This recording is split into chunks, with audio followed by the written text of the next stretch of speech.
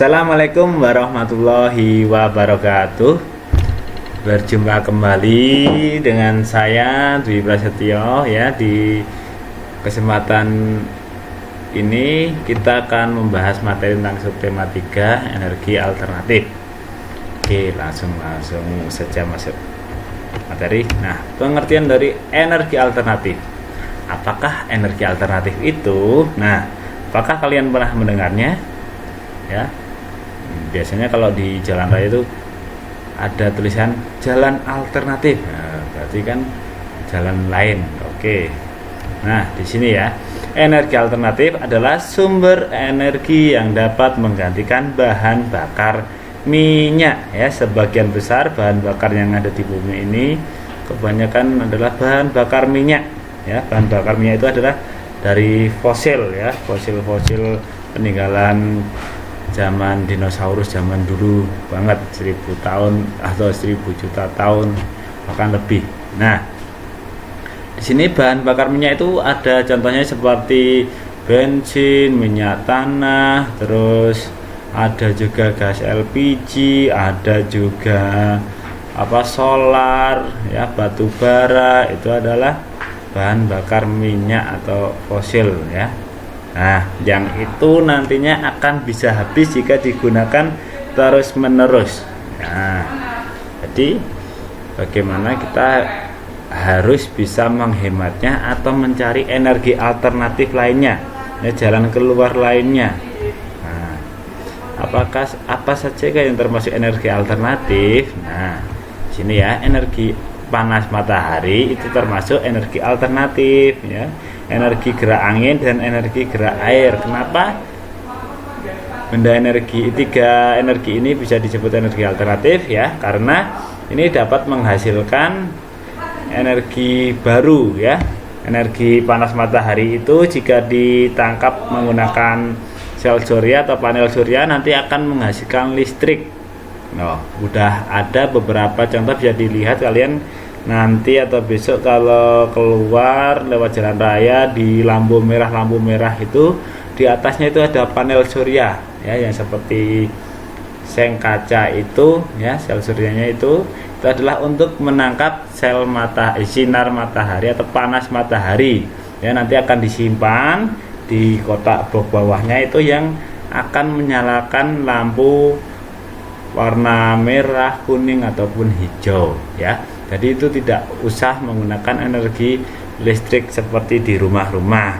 Nah, dan juga dapat ditemui jika kalian membeli lampu yang menggunakan panel surya ya. Biasanya di lampu-lampu taman kecil-kecil itu. Nah, ketika siang hari lampu tersebut akan mati, tapi kalau malam hari nanti akan nyala sendiri otomatis. Nah, itu tanpa ada kabelnya dari rumah itu bisa nyala. Nah, terus ada energi gerak angin. Nah, angin itu dapat menggerakkan banyak benda ya, seperti kalian bermain kincir angin, main layang-layang ya, ataupun lainnya. Nah, energi angin ini juga dapat diubah menjadi juga menjadi sumber energi listrik ya, dengan menggerakkan kincir angin. Kincirnya berputar karena terkena angin, itu nanti bisa menghasilkan listrik menggunakan turbin dan generatornya ya. Sama halnya dengan energi gerak air ya, sistemnya sama ini, gerak angin dan gerak air sama-sama menggunakan generator dan turbin. Nah, di sini nih ada gambar panel surya seperti ini ya. Ini panel suryanya, sel suryanya yang akan menangkap panas matahari hingga dapat menyimpannya, yang akan dijadikan listrik. Nah, di sini ada kincir air ya, dan juga di sini ada kincir angin. Nah, ini yang bisa merubah menjadi, kalau pembangkit listrik tenaga matahari itu disebut PLTS ya, pembangkit listrik tenaga surya. Surya itu adalah matahari. Terus ini ada PLTA, itu biasanya di bendungan-bendungan besar, di waduk-waduk itu ya, sebagai PLTA, pembangkit listrik tenaga angin. Nah, kalau yang pembangkit listrik tenaga angin itu disebut PLTB ya, pembangkit listrik tenaga bayu. Bayu itu artinya angin. Oke. Nah, energi-energi tersebut mudah diperoleh, murah dan berlimpah. Ya toh, kalian menggunakan energi panas matahari tidak usah beli, ya toh. Cukup keluar rumah ketika tidak mendung atau siang hari itu pasti dapat panas matahari ya. Di toko tidak ada kecuali di toko itu baju. Nah, lanjut di sini ada air juga ya. Air itu di bumi itu milik kita bersama ya. Jadi dapat diperoleh dengan mudah. Misalnya beli kan kalau air minum kalau itu beli. Nah, angin juga ya. Itu angin itu juga gratis, tinggal kita keluar rumah atau buka jendela itu dapat angin. Kecuali kalau mau mengisi angin ban itu berbeda. Oke, lanjut. Nah, pemanfaatan energi alternatif. Seperti tadi dapat disinggung juga, pemanfaatannya ada gerak air, gerak angin atau bayu, ada panas matahari, itu dapat diubah menjadi energi listrik. Seperti yang tadi Pak dijelaskan ya. Pembangkit listrik tenaga angin, tenaga air ya, disebut PLTA. Contohnya ada di waduk-waduk itu. Nah, oke. Dan yang selanjutnya ada pembangkit listrik tenaga angin atau bayu, sering disingkat PLTB. Selanjutnya pembangkit listrik tenaga surya atau PLTS. Nah, selanjutnya dengan energi alternatif dapat menghemat penggunaan bahan bakar minyak. Manusia tidak lagi tergantung pada bahan bakar minyak ya. Jadi udah banyak juga ya sekarang yang mobil-mobil udah banyak keluar menggunakan energi listrik ya, atau mobil listrik, sepeda listrik, motor listrik ya, itu sekarang menggunakan listrik. Nah, jadi sudah tidak tergantung menggunakan minyak atau BBM. Oke, selanjutnya gerak angin sebagai energi alternatif. Nih, dari zaman dahulu ya, angin sudah digunakan dalam kehidupan manusia ya, sudah banyak membantu manusia dari zaman dulu. Sebagai misalnya untuk menggerakkan perahu layar ya, perahu layar itu tidak menggunakan mesin tapi menggunakan layar yang besar.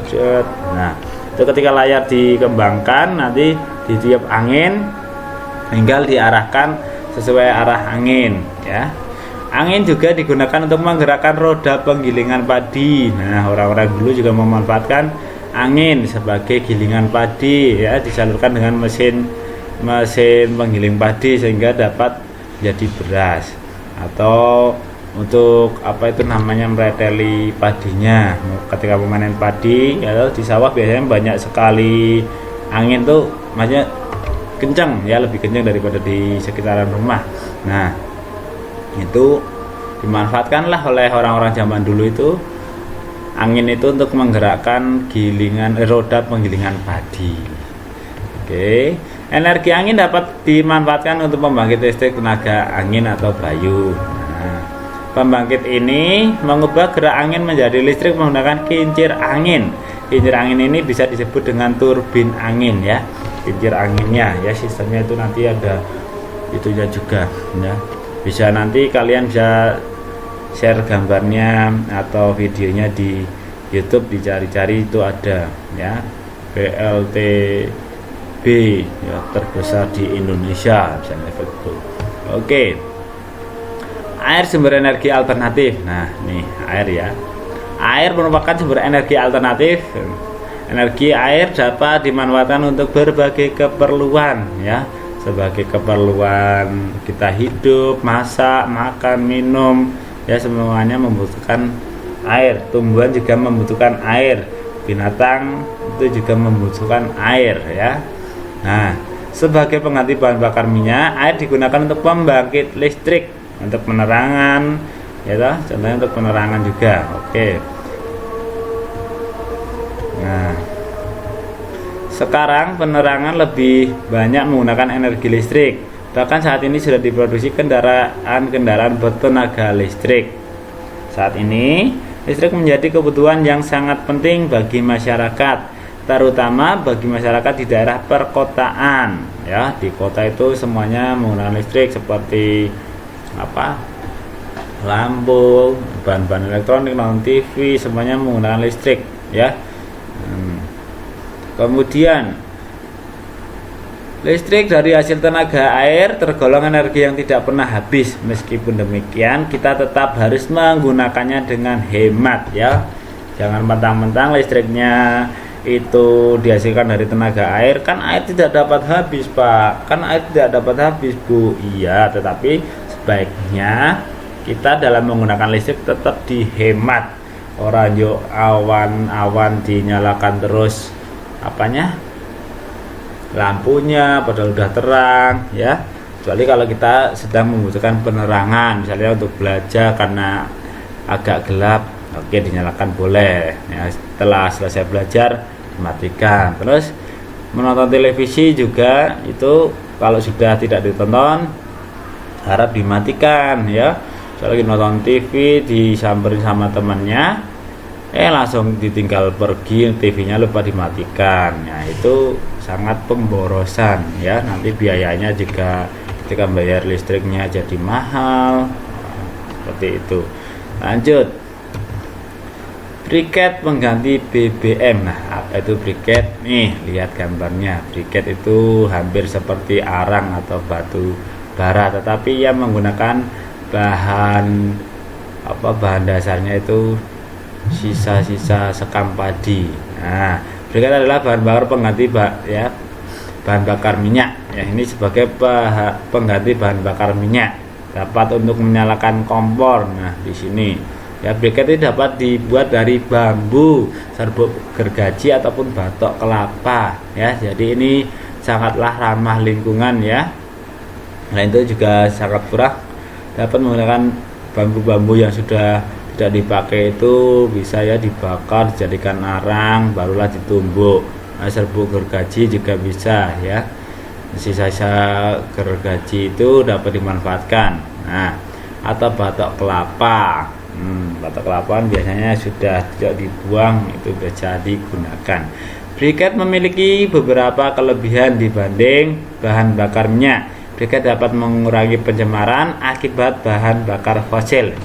Nah, bahan bakar fosil itu sama dengan BBM ya. Nah, briket mudah terbakar, namun briket tidak cepat habis. Penggunaan briket merupakan salah satu cara menghemat bahan bakar minyak. Nah, ini cara membuatnya ya. Misalnya menggunakan serbuk gergaji ya, dicampur dengan batok kelapa, itu dibakar dulu. Dibakar, kalau sudah dibakar menjadi arang ya. Setelah menjadi arang ditumbuk sampai halus, sampai seperti bubuk, itu barulah ditambahkan ya lem atau tepung kanji ya. Tepung kanji nanti diuleni seperti membuat kue, itu barulah dicetak, bisa bulat-bulat, bisa kotak-kotak seperti ini. Setelah dicetak ya, nyetaknya menggunakan banyak ya, bisa menggunakan pralon, bisa menggunakan mainan kamu yang sudah tidak terpakai, atau cetakan, jangan cetakan roti ya, cetakan apa gitu ya, yang kotak-kotak juga bisa. Nah, setelah itu dikeringkan, dijemur di bawah sinar matahari, di bawah panas matahari sampai kering, benar-benar kering. Kalau sudah kering barulah digunakan untuk membakar, buat nyate bisa, buat masak air, masak apapun bisa. Itu lebih tahan lama dibandingkan arang biasa ya. Nah, penggunaan briket merupakan salah satu cara menghemat bahan bakar ya. Kalau kalian ingin mempraktekkan membuat ini, boleh ya didampingi orang tua kalian atau kakak, mas, ayah, bunda, atau pak lek, bule, simbah juga bisa ya. Nah, itu nanti bisa ada di buku panduannya cara-caranya. Oke, lanjut biogas. Nah, ini biogas. Bio itu dari bio ya. Nah, ini biogas itu dihasilkan dari kotoran sapi ya. Biogas adalah energi alternatif yang memanfaatkan gas dari limbah kotoran hewan. Nah, gas dari limbah kotoran sapi adalah salah satu contohnya ya. Jadi kotoran sapi ditampung ya, ditampung di sini, nanti disalurkan ini ya, keluarlah biogas. Bisa untuk apa ini namanya, untuk menyalakan kompor ya, bisa untuk menyalakan lampu. Nah ini sangat memanfaatkan ya toh. Nanti sisanya ini setelah gasnya habis, sisa-sisa kotorannya bisa dijadikan pupuk juga. Limbah kotoran sapi dimanfaatkan dengan dalam dua cara. Gas dari limbah kotoran digunakan sebagai sumber energi untuk penerangan atau memasak. Sisa limbah kotoran sapi akan digunakan untuk membuat pupuk. Ya toh. Jadi semuanya kanggo ya toh, untuk pupuk tanaman, untuk gas. Gasnya ketika ditutup ini kan panas, menguap, panas. Nyeklek kompor gas, ganti ini gas LPG, ceklek. Wah, nyala. Ya toh. Untuk menyalakan lampu juga bisa. Nah itu ya. Ini sekarang kita masuk di hak dan kewajiban. Hak dan kewajiban itu harus dilakukan secara seimbang. Seperti halnya kita berhak untuk menggunakan energi listrik, tetapi mempunyai juga kewajiban untuk menghemat energi listrik. Kita harus seimbang. Orang mau gelem nganggo tok, ora gelem menghemat, nanti bisa boros. Seperti misalnya juga menghemat BBM. Untuk kewajiban kita untuk menghemat BBM, hak kita adalah menggunakan BBM secara baik. Nah, nih ada gambar di sini warga sedang bekerja bakti ya ta? Di sini ada Siti, Edo ya, dan teman-temannya, ada masyarakat sekitar Padepek sedang melakukan kerja bakti membersihkan selokan atau aliran air ya. Ingat ya, air adalah sumber kehidupan, jadi harus bisa menjaganya. Di sini kalau ketika kalian melihat orang atau masyarakat sedang bekerja bakti, kewajiban kalian itu adalah ikut serta dalam bekerja bakti ya. Nah, dan ini ada gambar anak sedang membuang sampah di aliran sungai ya, atau aliran air. Nah, hak kalian adalah apa ya, untuk melarangnya ya. Hai, kamu tidak boleh membuang sampah, atau sebaiknya kewajiban kamu juga harus menegur ya. Hak kalian adalah menggunakan air atau mendapatkan air yang bersih. Nah, kewajibannya adalah menjaga kebersihan aliran air atau sungai itu ya. Haknya adalah menggunakan atau mendapatkan air yang bersih. Kewajibannya apa agar air tetap bersih? Yaitu kewajibannya adalah menjaga kebersihan sungai. Oke ya, harus seimbang ya. Jangan meminta haknya aja tetapi kewajibannya tidak dilakukan ya. Itu harus seimbang. Oke, lanjut menentukan lama waktu. Nah, lama waktu ya, yang kemarin juga udah pernah. Udin bermain layang-layang dari pukul 15.30 sampai dengan pukul 16.30. Lama waktu dapat digambarkan sebagai berikut ya. Ini adalah setengah 4 sore dan juga sampai jam setengah 5 sore. Oke. Nah, ini gambarnya jam. Ini jam 16.30 ya. Ingat, setiap angka ini selisihnya adalah 5 menit ya. Mari kita hitung ya. Lama Udin bermain layang-layang adalah 60 menit. Nah, caranya ya ini ya. Dari angka 6 sampai angka 6 itu dihitung 5 menit, 10 menit, 15 menit, 20 menit, 25 menit, 30 menit, 35 menit, 40 menit, 45 menit, 50 menit, 55 menit ya. Terus 60 menit ya. Hitungnya seperti itu. Tiap angka adalah 5 menit ya kalau satu putaran ini. Oke. Nah, Ya, semoga kalian bisa ya, pasti bisa ya menghitung lama waktu ya, seperti halnya kalau dengan cara dikurangi juga bisa ini ya. Ini ya. Jam selesai dikurangi jam mulai, seperti itu. Nanti bisa ketemu ya. Oke. Nah, cukup sekian, terima kasih. Semoga ilmunya bermanfaat ya. Sambil mendengarkan ini juga sambil membuka-buka buku pelajarannya. Oke, terima kasih. Assalamualaikum warahmatullahi wabarakatuh. Dadah.